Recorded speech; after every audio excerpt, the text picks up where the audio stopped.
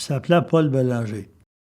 Ça lui racontait à un moment donné, il était sablu un jour de Noël. Personne avait l'intention de fêter Noël.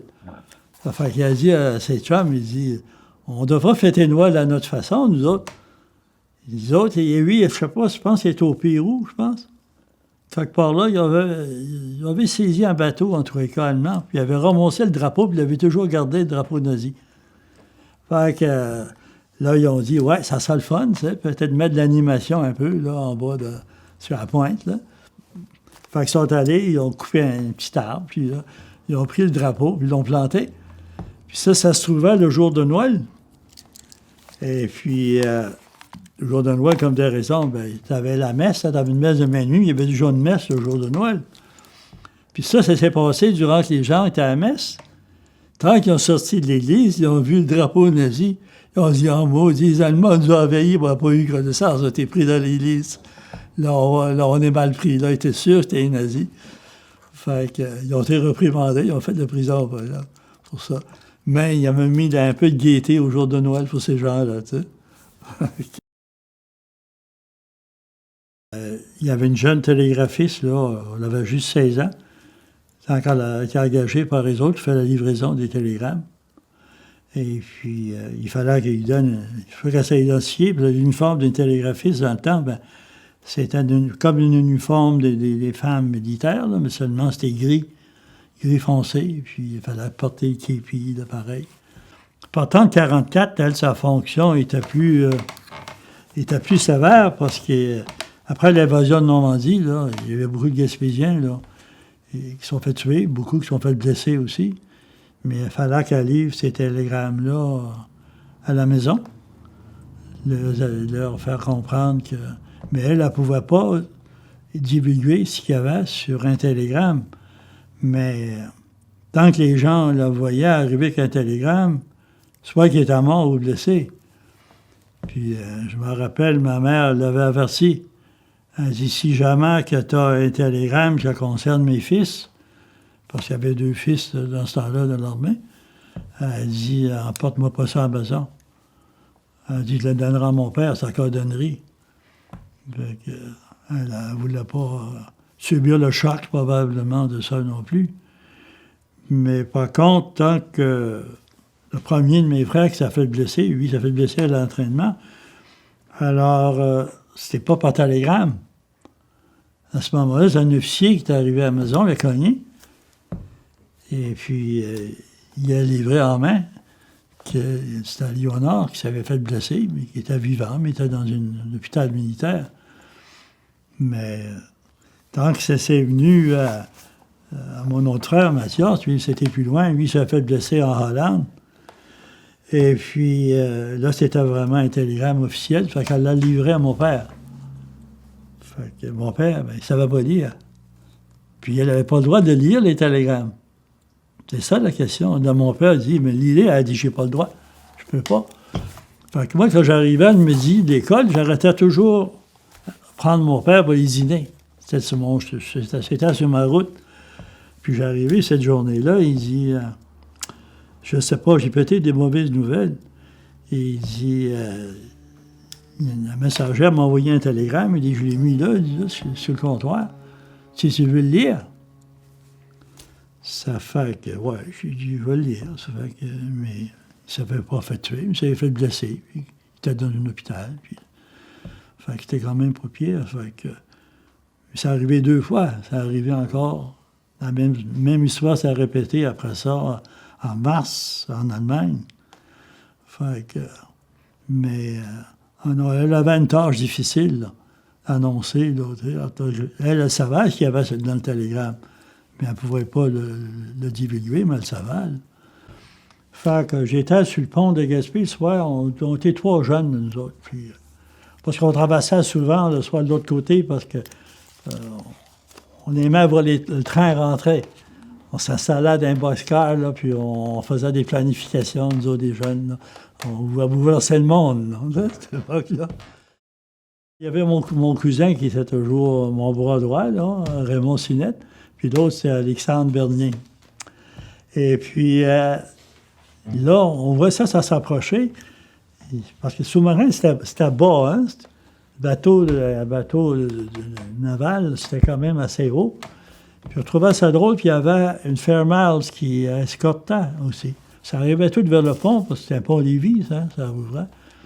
Puis là, tant que ça a passé, là, on a vu là, que c'était un sous-marin. Puis le capitaine du sous-marin, il était sur le poste d'observation, là. Il était installé là, sur la tourelle, là.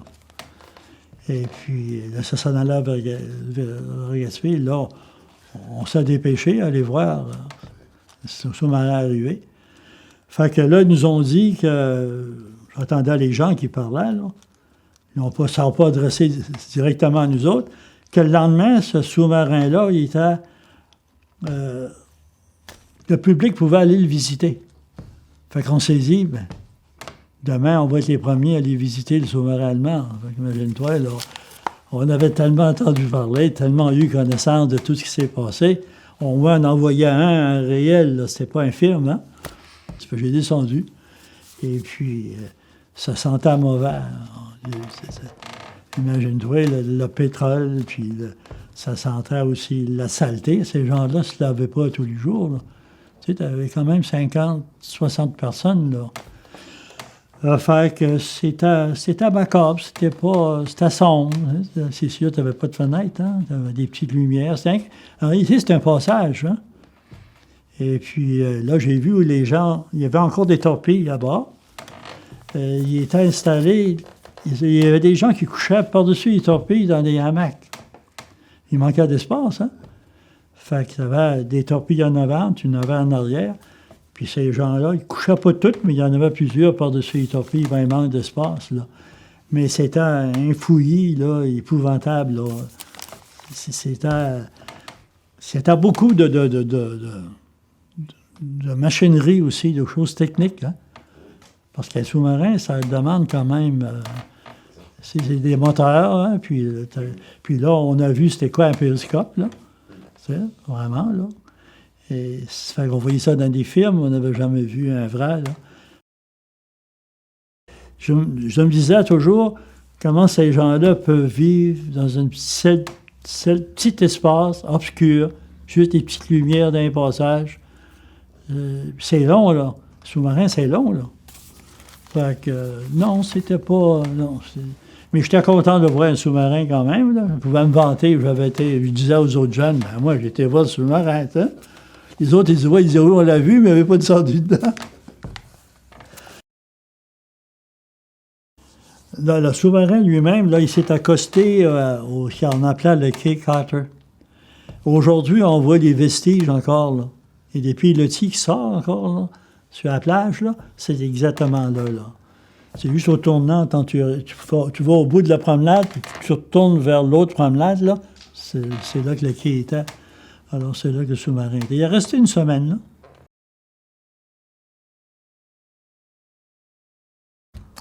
Partant de 45 et 46, ben, c'était l'arrivée des militaires. Hein, il y en a d'autres mers, là. Ça fait que là, le train, le soir, ben, c'était chargé de militaires. C'est incroyable, les gens, pas juste de Gaspé même, mais c'est sûr que le train desservait quand même les villages autour. Le nombre de militaires qui arrivaient de la guerre, là, c'était pas croyable, hein. Fait que, puis nous autres, on aimait toujours aller au train le soir, notre groupe, là. Mais là, on allait pour d'autres raisons de voir tous ces militaires-là. Puis il y en avait quand même, que je me rappelais de leur visage quand même, quand ils ont parti pour la guerre, malgré que la guerre de Corée, j'avais 7 ans, là. Mais je me rappelais des visages quand même, un tel, ah ben lui, là, il s'appelle un tel, puis... fait que...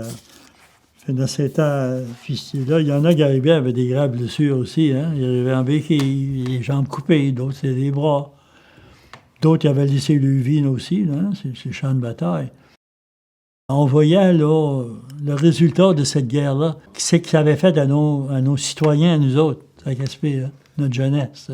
Ça, on trouvait ça difficile. Moi, j'avais quand même 2 frères qui étaient partis, là. Il y en a un qui était parti depuis 1940. L'autre s'avait fait blesser au début de 1944. Et puis, Fait que là, le soir, ben, c'est sûr qu'on allait au train, puis essayer de voir. Puis finalement, en tous les cas, on a reçu un télégramme que mon frère Mathias arrivait, lui, la fête du travail, premier lundi de la fête du travail, septembre, sur le train. Fait qu'imagine-toi, on était contents, ça faisait 5 ans qu'il était parti. Fait qu'on s'est rendu là. Moi et mon père, ma mère, elle a resté à la maison, elle dit, je vais préparer un bon souper, puis c'était une réunion, hein. Fait qu'on est arrivé au train, il y avait un paquet de militaires. Bon, tu sais, septembre, c'était peut-être le gros mois. Septembre, octobre, là. Et puis là, on ne l'a pas trouvé. Il n'était pas là, dans la gang. Mais il y avait plusieurs wagons. Ça fait que... Mais là, j'ai dit, il me semble au loin, là, il me semble que je vois un militaire. Je vais aller voir, j'ai dit à mon père, puis j'en reviendrai. J'arrive là. Je vois un militaire qui était là avec son sac à côté. Puis, fait que je le regarde. Lui, il me regarde aussi. Je ne le connais pas. Fait que je vais retourner voir mon père. J'ai dit, non, là-bas, mais j'ai dit, je le connais pas. J'ai dit, c'est pas lui. Mais tu sais, 5 ans, là, ça change. Puis moi, j'avais grandi aussi, là. Tu sais, j'avais vieilli, là. Hein? Fait que, ben, mon père dit, bon, je vais aller le voir pareil. Je trouve ça drôle qu'il est tout seul là-bas. Puis mon père l'a reconnu, puis il a reconnu mon père aussi. Là. Ça fait que c'était lui. Fait que, imagine-toi, on était content de l'accueillir. Mais là, on voyait que c'était plus le même homme. Hein? Tu sais, il avait subi la guerre, les blessures. Puis quand il est arrivé à la maison, là, il parlait pas beaucoup. Là, il a demandé, il dit, ouais, Léonard, son frère, on dirait qu'il était craintif de poser la question.